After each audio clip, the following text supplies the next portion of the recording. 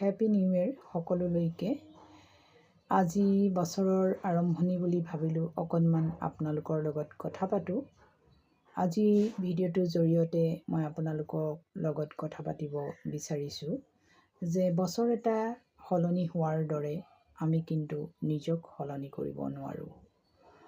সেয়েহে সময়ৰ লগত যদি আমি নিজক সলনি কৰিব নোৱাৰোঁ তেতিয়াহ'লে আমি জীৱনৰ বাটত আগবাঢ়ি যোৱাত বহুতো বাধাৰ সন্মুখীন হ'বলগীয়া হয়। আৰু সময়ৰ লগত নিজক সলনি কৰিব নোৱাৰাটোৱেই হৈছে আমাৰ জীৱনৰ ডাঙৰ দুৰ্বলতা। সেয়েহে সময়ৰ লগত নিজক সলনি কৰিবলৈ শিকক আৰু নিজক সলনি কৰি জীৱনটো আগুৱাই লৈ যোৱাৰ চেষ্টা কৰক।